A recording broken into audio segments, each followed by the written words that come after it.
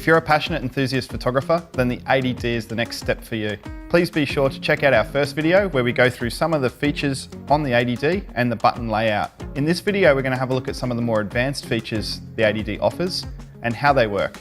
First, we'll start with auto. Located on our mode dial at the top, it is signified by a green box with the letter A inside. You'll also see on your rear screen what mode you're in at any time. Auto takes care of the entire image processing for you. It decides shutter speed, aperture and ISO. You simply need to compose your shot and fire when ready. Next, we're going to have a look at the creative auto modes. Simply turn our top dial to CA. You'll notice on the rear screen, an explanation comes up as we turn that dial. Within the creative auto modes, it allows you to make simple decisions, such as how much blur in the background I would like. To change these settings, we can either use the touchscreen by pressing the Q button in the bottom left, and then selecting how much background blur we would like, whether it be minimal or sharp, or we can use the left and right arrow keys. Let's have a look at some of the semi-automatic modes. Let's start with time value, also known as TV. On the top here, we can change our mode dial around to TV.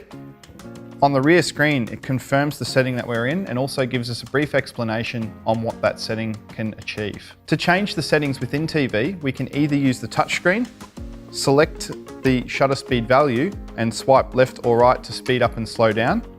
Alternatively, we can use the top rotational dial to increase or decrease shutter speed accordingly. Let's have a closer look at how increasing and decreasing your shutter speed can affect your photos. If I start my bobblehead in action and shoot it at 1,000th of a second, my image will appear as though there is no movement at all. Adversely, if I slow my shutter speed down to, let's say, 1/10 of a second, and I shoot the same object, you'll clearly see movement within the frame. A fast shutter speed is useful to freeze the moment within high-speed action, such as sport. On the other hand, a slower shutter speed helps show movement within the frame and influence the viewer. Next, we're going to have a look at AV mode. What I'd like you to do is change your mode dial to AV on top of the camera. And with the use of live view, you're able to see what I see. To change our aperture value, we can either touch the value on the screen and swipe with our finger, the same as we can with shutter speed. Alternatively, we can use the top rotational dial to increase or decrease the aperture value. Let's have a closer look at what aperture value does to our image and how it can influence the viewer. Remembering this model is a touchscreen model, so to gain our autofocus point, we can simply touch on the object we wish to be the main focal point. If we begin by shooting this scene at f5, you will notice that there is a very shallow depth of field. At an aperture of f5, you'll notice that it's isolated the subject that I focused on. The other objects within the frame are out of focus and indistinguishable. Let's explore what happens if we increase our aperture. So by using the top rotational dial, I'm going to increase my aperture to f22. Still focusing on the same point, taking my photo. If we look at playback now, you can clearly see all 4 objects are in focus.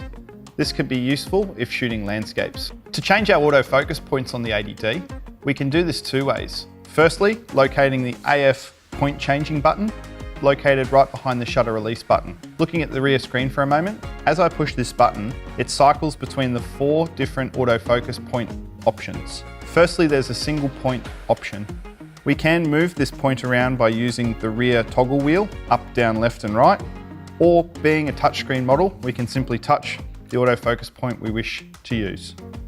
Using that AF selection point button, we can expand that zone to 9 points. Again, we can move those 9 points around the field of view simply by touching the screen. The next across is a large zone AF, enabling 15 points of focus. We can choose between the left, center, or right hand clusters. The last option is the 45-point autofocus mode. This puts it in the camera's hands to decide which autofocus point to use. This camera has 3 autofocus shooting modes. We can access the AF shooting modes by the button on top. You'll notice that there are 3 options on the rear screen. Again, we can use our finger to touch them, or we can use the dial to rotate between the 3 options. Let's have a quick explanation on the 3 different values. Firstly, one shot. To engage one shot, we can simply touch the screen or hit set. One shot allows us to half press the shutter button, which locks the focus, signified by a beep. Then when we're ready to take the photo, simply push.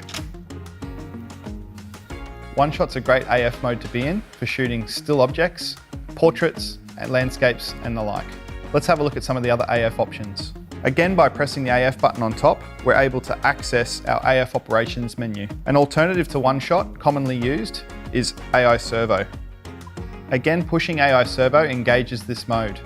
The main difference between one shot and AI Servo, where one shot locked onto focus on the object when half pressing, Servo continually searches within those autofocus points for movement and maintains focus with that movement until you're ready to push harder and take the image. Servo mode is commonly used in sporting. Another autofocus option is AI Focus. AI Focus is best described as a hybrid focusing mode, where you're letting the camera decide whether you should be in one shot or AI Servo based on the scene which you're trying to capture. This model is also equipped with a rear autofocus option. You'll notice a button labelled AF on the rear of the camera. The easiest explanation on how this works is by pressing this button, it gives you the same functionality as half pressing the shutter. It just makes it a more ergonomic way to focus, particularly when using servo modes. Next, we're going to have a look at white balance and how that influences our image. I'm going to pop the camera in live view here so we can all see what's going on. At the moment, our camera is set to automatic white balance. What it's doing is it's taking a reading of the light that's available around me and giving me the correct balance to make white look white. To change our white balance whilst in live view, we can press the Q key. Q will bring up the quick menu, also enabling the touchscreen for me.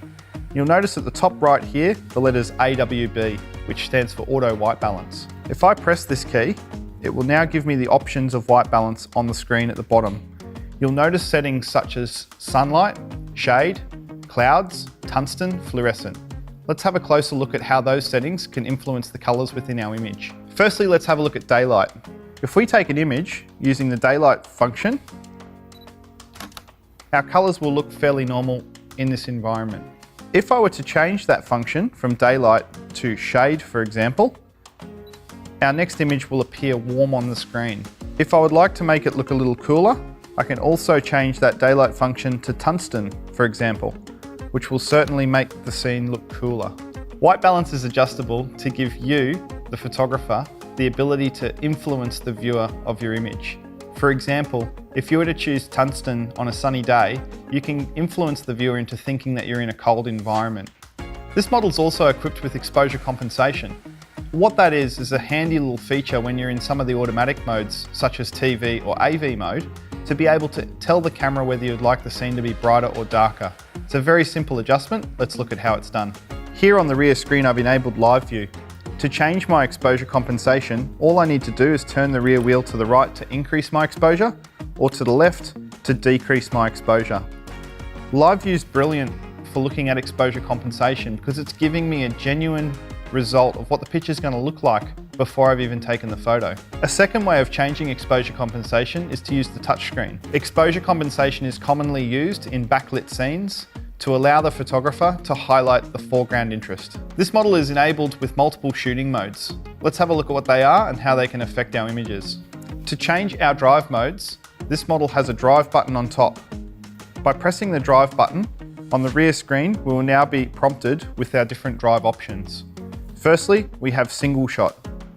Single shot simply means every time we press the shutter button, it takes one photo. Changing over to multiple or high speed continuous mode, it allows us to take multiple shots repetitiously. We also have other options such as 10-second self-timer. 10-second timers are fantastic if we've got the camera set up on a tripod, taking a family portrait that we need to be a part of also. When we press the shutter button, the camera simply counts to 10 before taking a single shot. Another drive mode to look at is the 2-second self-timer.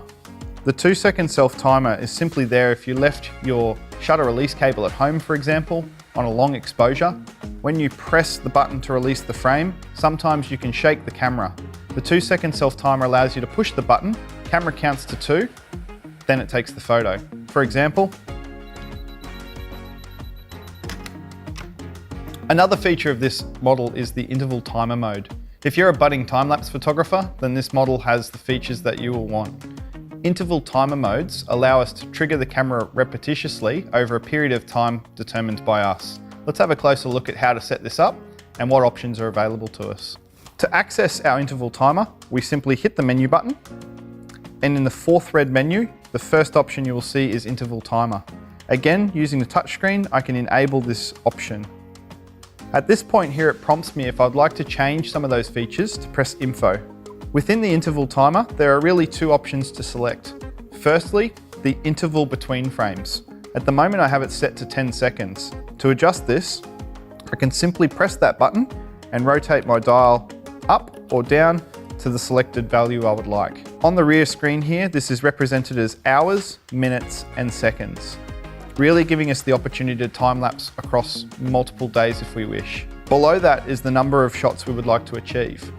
You'll notice again by touching this value, we can increase or decrease the value. Below the interval is the number of shots required. We can adjust this from 1 to 99. However, if we want to do more than 99 photos, by selecting 00, this gives us unlimited shooting. What this means is that the camera will keep shooting until either the memory card is exhausted or the battery goes flat. The camera is also enabled with a bulb timer. This is handy for people who want to do long exposures in excess of 30 seconds. Let's have a look at how it works. Firstly, we need to change our top dial to B for bulb value. Within the bulb timer, we have two functions or two settings that we need to change.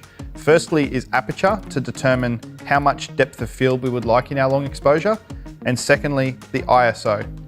Generally speaking, long exposures are done at very low ISO. Once we're at this point and we've set up our camera for the composition we would like. Now to set up the bulb timer, all we need to do is press the menu button. Right below the interval timer we just looked at, you will see that the bulb timer is now able to be enabled. By enabling this timer, we can also hit info here. We are now presented with a selection of hours, minutes, and seconds for that bulb timer. To change the numbers, simply touch the value you wish to change and then scroll your wheel up and down accordingly. Again, this is represented as hours, minutes, and seconds. So for example, to do a 2-minute 30 exposure, all I need to do is change my second value to 2 and my third value to 30. Press OK to confirm this value and you're ready to release your bulb timer. You'll notice on top of the camera at this stage, if you've done it correctly, at this stage you'll notice on top of the camera, the word timer has appeared in the drive mode box. To disengage the bulb timer, there are two ways to do it. Firstly, we can go into menu and simply change it to disabled. Another quick way of getting out of bulb timers and interval timers is to turn the camera off and turn the camera back on again. Let's have a closer look at picture styles in this model. Firstly, I'm going to activate live view so you can see what I see. Picture styles can be changed within the live view mode by pressing the Q button. And you'll notice here right below white balance is the picture style settings. Again, by pressing on that option, down the bottom here we have all of the various versions of picture style we can use, such as automatic, standard, portrait, landscape. But what I'd really like to show you is monochrome, which is signified with the letter M. Selecting this monochrome value, you'll notice straight away that the screen has become black and white. This is a really simple, easy way to be able to shoot high contrast images in black and white on your Canon EOS camera. It's worth noting when choosing a My Picture Style setting, if you are shooting a RAW file, the file will still download to your computer in full color. However, if you are shooting JPEG, then that JPEG will be saved as a monochrome image. Like many of the Canon EOS, we have the ability to shoot video with this digital SLR. To enable video mode, simply locate the live view button on the back of the camera. The toggle switch surrounding the live view mode allows you to turn to the video camera setting. You'll notice the camera goes straight into live view mode and we are ready to record videos. To stop that video sequence, the live view mode button now becomes your start and stop. Simply press once, you'll notice a red dot appear in the top right hand corner of your screen and the memory card light will begin to flicker, showing activity. To stop this sequence, we simply hit start stop one more time and our video is completed. To go back to stills mode, we then just toggle on the top button and we're ready to take pictures again. This model also has the feature of Time-Lapse Movie. To do this, what we need to do is put the camera into video mode to begin with, then use the menu button to navigate across to the 5th red menu. The second last option on the screen you will see is Time-Lapse Movie. We can either press the screen and enable it or use the directional keys and set to enable this particular feature. Below, you'll notice that there is quite a few options. To change these, we simply need to press the info button, or again use the touchscreen to toggle through the options. One of the great features of Time-Lapse Movie Mode is it actually gives you the data as it would be given the settings you've put into the camera. So for example, if I have an interval of 3 seconds here and the number of shots I would like to take is 300, represented graphically down the left-hand corner is how long that will actually take to complete. So in this case, just shy of 15 minutes. On the right-hand side, it gives me the playback time of that time-lapse movie. To change any of the settings on this screen, again, we can use the touchscreen, or we can use the multi-function rotational dial to increase and decrease these values. Once we're happy with all of these values, all we need to do is press OK, and we're ready to shoot our time-lapse video. Another creative feature of this model is multiple exposure mode. To access this, we simply hit the menu button, navigate to the third red menu. Second option from the bottom is multiple exposure mode. To enable this, we can use the touchscreen or the up, down, left, right arrows and set key to confirm. I'm going to pop the camera into live view mode so you can see what I see. First of all, I'm going to take a photo of the stack of objects here to the left-hand side of the screen. The camera saves this photo and it allows me to manipulate the scene by moving this stack to the right of frame. In live view mode, you'll notice that it actually gives you a ghost image of the original photo, allowing you to move the object with precision. By now taking the second photo, the camera will busily add those two together to save one file with multiple exposures. This is a great way to get creative with your camera. Another creative feature this model has is HDR mode. HDR stands for High Dynamic Range. To enable this feature, we press the menu button at the top left, navigate to the third red menu. All the way at the bottom, you'll notice HDR mode.